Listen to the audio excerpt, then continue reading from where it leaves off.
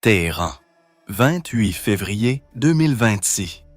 Une ville qui a survécu aux révolutions, aux guerres et à des décennies de sanctions étouffantes. Une ville qui a toujours trouvé le moyen de perdurer, mais pas aujourd'hui.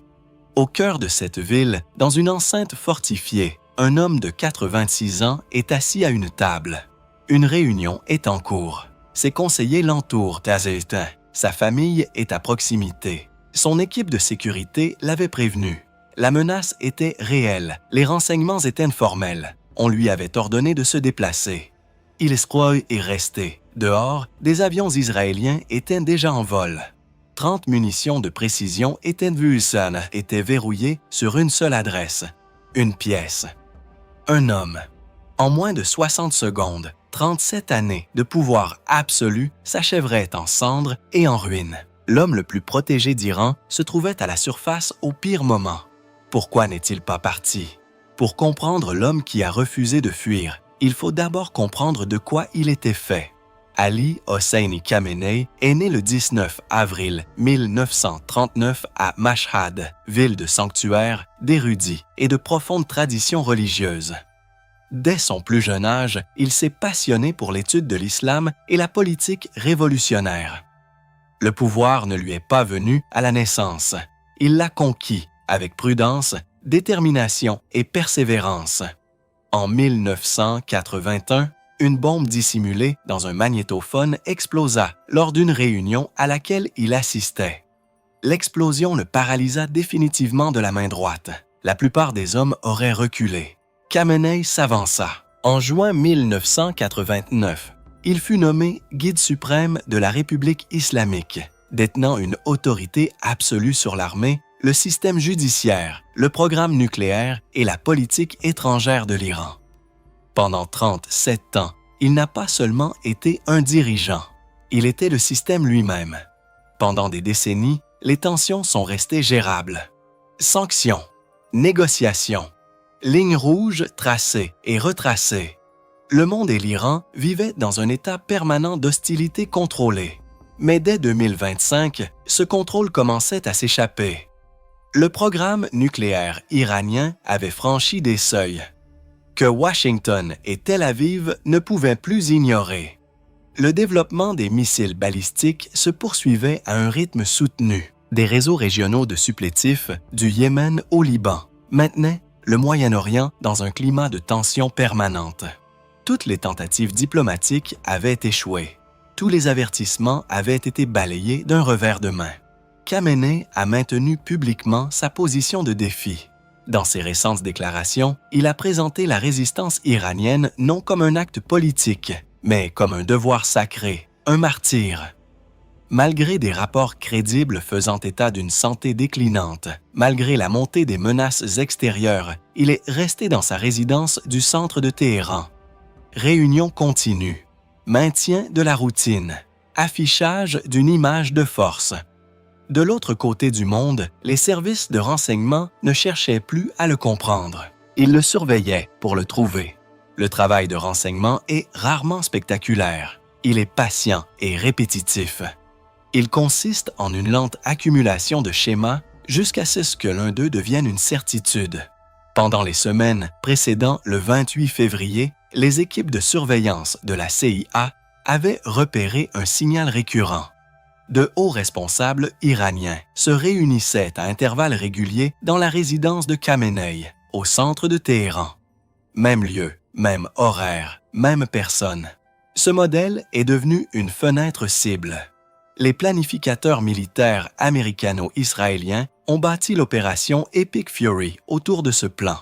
Des renseignements satellites en temps réel ont confirmé le calendrier. Quelques jours avant la frappe, l'opération a reçu le feu vert des plus hautes instances. Le matin du 28 février, le suivi en direct a confirmé ce que les planificateurs devaient savoir. Khamenei était à l'intérieur. Une réunion de haut niveau était en cours. Des conseillers importants étaient présents. Des membres de sa famille se trouvaient dans l'enceinte. Environ 30 bombes et missiles de précision ont été affectés à une seule adresse. 60 secondes d'exécution. Aucune marge d'erreur. Pas de seconde chance. À 8h10, heure normale iranienne, le ciel au-dessus de Téhéran s'est déchiré.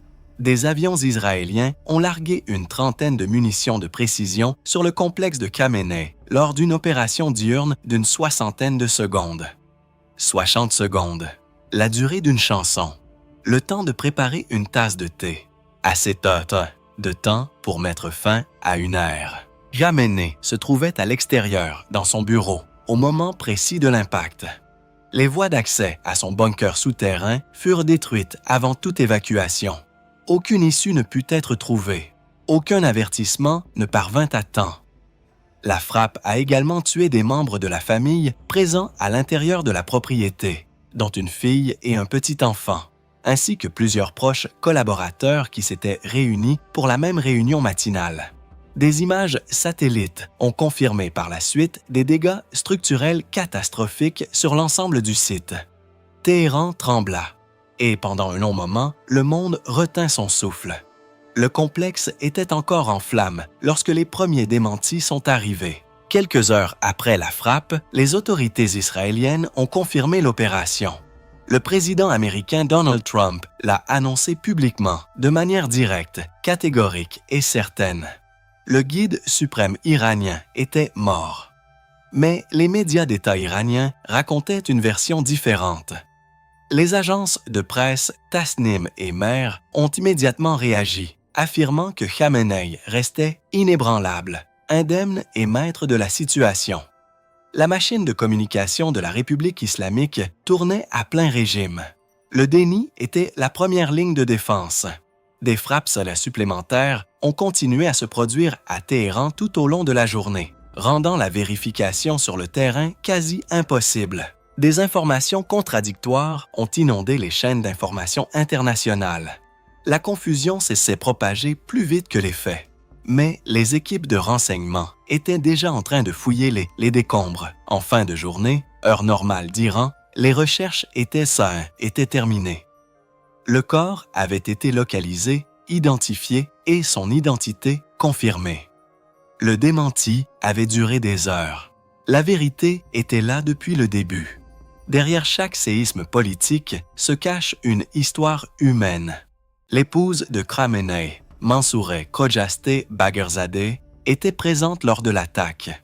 Elle a survécu à l'attaque initiale, mais pas pour longtemps. Elle a succombé plus tard à ses blessures reçues dans l'enceinte du complexe. Un mariage de plusieurs décennies, fini en un seul matin, lors de la même réunion qui a tout scellé. Son fils Mojtaba, considéré comme le successeur le plus probable de son père, avait survécu. Sa survie a immédiatement déplacé le débat du deuil à la succession. Dans les rues iraniennes, les réactions furent diverses. Dans certaines villes, des rassemblements publics ont eu lieu pour témoigner du deuil. Ailleurs, dans le calme, loin des caméras et des conséquences, d'autres ont réagi différemment. Soulagement, célébration timide, émotion qu'il était encore impossible d'exprimer ouvertement.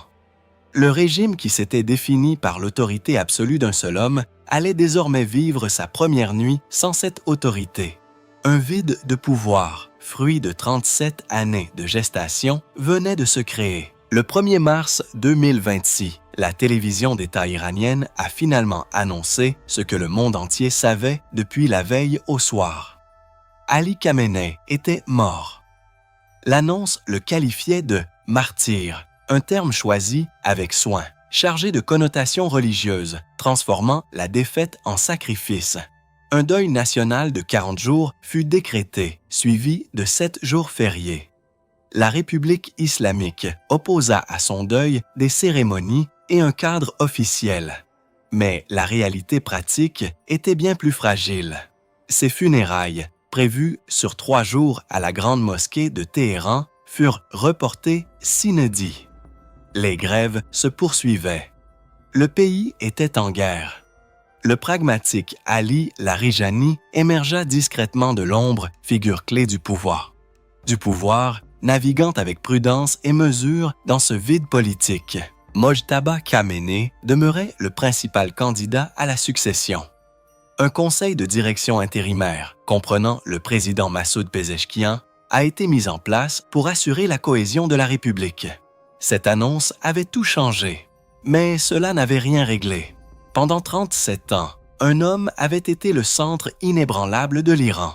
Pas seulement son dirigeant, son guide, son mot de passe sur toutes les questions cruciales. La guerre et la paix, les décisions nucléaires, le sort des dissidents, l'avenir de la nation. Il avait survécu à une bombe qui lui avait coûté l'usage de sa main. Il avait survécu à des présidents, défié les superpuissances et façonné la perception qu'avait toute une génération de l'Iran et de ce qu'il refusait de devenir. Le 28 février 2026, il est devenu le premier guide suprême de l'histoire iranienne à être assassiné. Tué non pas par des membres du régime, ni par un coup d'État, mais par 30 munitions de précision en plein jour, dans sa propre résidence, dans sa propre ville. La République islamique qui émergera de cette guerre ne sera pas celle qui l'a bâtie. L'avenir, modéré ou intransigeant, réformateur ou radical, reste à écrire. Mais une chose est sûre, le monde qui existait avant 8h10 à l'heure 10, le 28 février, a disparu. Les dernières 24 heures d'Ali Khamenei n'ont pas seulement marqué la fin d'un homme, ils marquèrent la fin d'une époque.